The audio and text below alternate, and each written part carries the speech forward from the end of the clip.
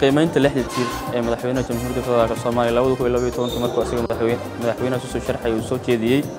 anigu fikradeyda waxaan aaminsanahay inay ka hirgashay in badan oo aaminsanahay inay sidii la rabay u dhacday ma jiri karan in yaro aanan u dhicin sidii la rabay duruufaha jirana ay keeneen waxaan aaminsanahay haddii fursad dambe ama chance dambe oo asigu uu helo inay ahaan doonaan kuwa sidii la rabay u dhacan guulahay runtii caawo waxay wax ka bedeshay fikirka dhalinyarada ay ka aaminsanayeen dawladda لأنه عاو waxay arkeen waxay dawladda qabatay iyo waxa ay qaban weysay iyo caqabadihii ka hor imaaday iyo sababtii u dhameystiri weysay waxaan isweydaarsanay madaxweynaha iyo dhalinyarada waxay isweydaarsadeen fikrado dhaxalgal ah naga oo ku biirinay madaxweynaha marka aan dawladda banaanka ka joogno sida aan u aragno dawladda iyo sida saxda ay tahay dawladda fikradihii aan anigu ku biiriyay waxay ahayd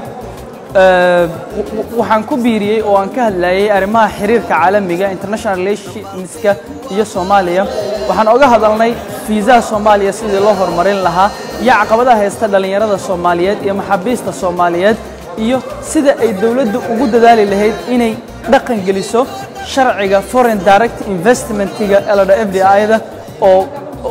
u saamaxayo maalqabeennada dunida inay wadankan imaadaan oo ay maal gashtaan si ay u helaan dhalinyarada Soomaaliyeed shaqo abuur horta kulanku wuxuu ahaa kulan aad qiimo u lahaa oo madaxweynaha lagu la wadaagay afkaar kala duwan wuxuuna ahaa kulan runtii annaga aan ka dheehan karnay in madaxweynuhu uu diyaar u ahaa in la xisaabtamo waxna laga weydiiyo wax qabadkiisii iyo ma dhaboobeen qodobadii uu xilligii madaxnimada uu qabanayay uu dhahay wax baan ka qabanaya wixii ma qabsoomeen haddii aysan qabsoomin maxaa aragtiya oo dhalinyaradu ay qabaan haddii ay wax ka dhiman yihiin sidee loogu dari karaa loo dhameystiri karaa haddii ay jirtay inay qabsoomeen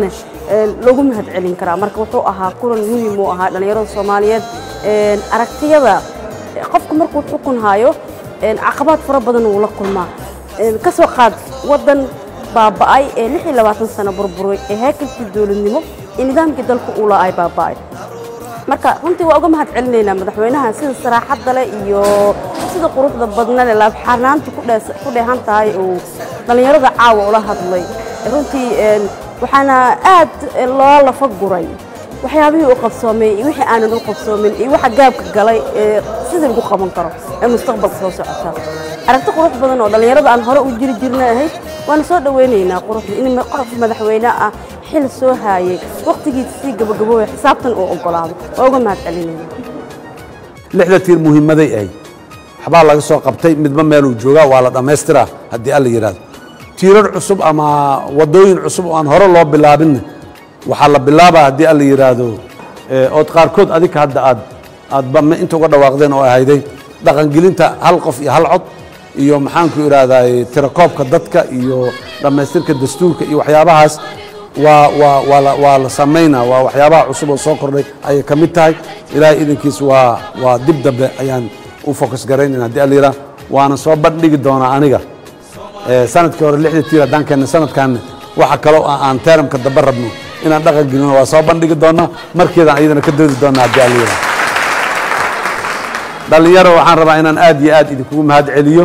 dadaalkiina iyo runtii spiritka iyo dal jacaylka iyo dawlad jacaylka idinka muuqdaa ama caawa halkan aad igula wadaagteen shucuurtiina dareenkiina aad iyo aad ayay u sarreysaa waa mahadsantiin waxaan aad iyo aad sidoo kale uga mahad celinayaa sida aad xog ogaal ugu tihiin dalka oo runtii wixii qabsoomay iyo waxa dhiman iyo caqabadaha jira intaba aad uga warqabtaan oo aad u ogtihiin sii badiya ka warqaba ka war doona baara muxuu ahay dalka mustaqbalka dalka waa adinka maamaadii caamkeeda mar walba dhihi jiray ayaan rabaa inaan kusoo gunaanado oo ahayday madax madooba maanku haray